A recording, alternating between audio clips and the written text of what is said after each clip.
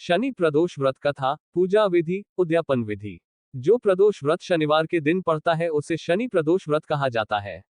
शनि प्रदोष व्रत सभी प्रदोष व्रतों में सबसे महत्वपूर्ण माना जाता है। जो व्यक्ति इस दिन व्रत रखता है उसे खोया हुआ धन वापस मिल जाता है और जीवन में सफलता प्राप्त होती है। शनि प्रदोष व्रत कथा प्राचीन काल की बात है। सेठ नाम का एक नगर धन और वैभव से समृद्ध था। वह बहुत दयालु थे। उनके यहाँ से कभी कोई खाली हाथ नहीं लौटता था। वह सभी को जी भरकर दान देता था। लेकिन दूसरों को खुश देखने वाले सेठ और उसकी पत्नी खुद काफी दुखी थे। उनके दुख का कारण उनके बच्चों की अनुपस्थिति थी। संतान न होने के कारण दोनों अलग हो रहे थे। एक दिन उन्होंने तीर्थयात्रा पर जाने का फैसला किया और अपना काम अपने नौकरों को सौंपना शुरू कर दिया। वे नगर से बाहर निकले ही थे कि उन्हें एक विशाल वृक्ष के नीचे समाधिस्थ एक तेजस्वी ऋषि दिखाई दिए। उन दोनों ने सोचा कि उन्हें साधु महाराज से आशीर्वाद लेना चाहिए और अपनी आगे की यात्रा शुरू करनी चाहिए। दोनों पति पत्नी समाधिस्थ साधु के सामने हाथ जोड़कर बैठ गए और उनकी समाधि टूटने का इंतजार करने लगे। सुबह से शाम और फिर रात हो गई, लेकिन साधु की समाधि नहीं टूटी। लेकिन सेठ पति पत्नी धैर्यपूर्वक हाथ पर हाथ धरे बैठे रहे। अंततः अगली सुबह ऋषि समाधि से जागे। सेठ पति पत्नी को देखकर मंद मंद मुस्कुराया और हाथ उठाकर आशीर्वाद देते हुए बोला, मैंने तुम्हारे अंतर्मन की कहानी भांप ली है वत्स। मैं तुम्हारे धैर्य और भक्ति से बहुत प्रसन्न हूँ। ऋषि ने उन्हें संतान प्राप्ति के लिए शनि प्रदोष व्रत करने की विधि बताई और भगवान शंकर की निम्नलिखित पूजा बताई। हे रुद्रदेव शिव नमस्कार। शिव शंकर जगगुरु नमस्कार। हे नीलकंठ सुर नमस्कार। शशि मौली चंद्र सुख नमस्कार। हे उमाकांत सुधी नमस्कार। उग्रता रूप मन नमस्कार। ईशान ईश प्रभु नमस्कार। विश्वेश्वर भगवान शिव नमस्कार। तीर्थयात्रा के बाद वे दोनों घर लौट आए और नियमित रूप से शनि प्रदोष व्रत करने लगे। समय आने पर सेठ की पत्नी ने एक सुंदर पुत्र को जन्म दिया।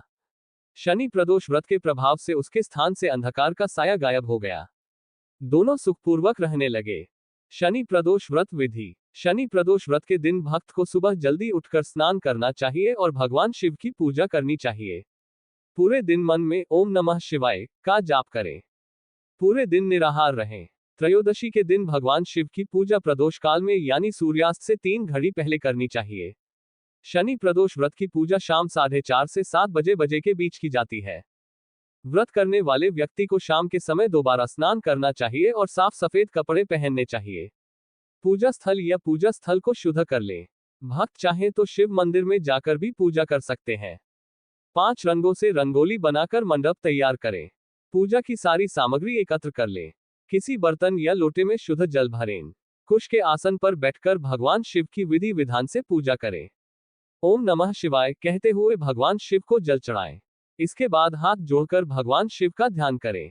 ध्यान का स्वरूप करोड़ों चंद्रमाओं के समान दीप्तिमान, 3 नेत्रों से युक्त, पिंगल रंग की जटाजूट धारण करने वाली, मस्तक पर चंद्र आभूषण धारण करने वाली, नीले गले और अनेक रुद्राक्ष मालाओं से सुशोभित, वरदान वाले हाथ वाली, त्रिशूल धारण करने वाली, सर्प कुंडल धारण करने वाली, व्याघ्र चर्म धारण करने वाली, रत्नजड़ित सिंहासन। लेकिन भगवान शिव हमारी सभी परेशानियां दूर करें और हमें सुख समृद्धि प्रदान करें। ध्यान के बाद शनि प्रदोष व्रत की कथा सुने या सुनाएं। कथा समाप्ति के बाद हवन सामग्री को मिलाकर 11 या 21 या 108 बार ओम ह्रीं क्लीं नमः शिवाय स्वाहा मंत्र से आहुति दें। इसके बाद भगवान शिव की आरती करें। उपस्थित लोगों को आरती उतारें। सभी को प्रसाद बांटें।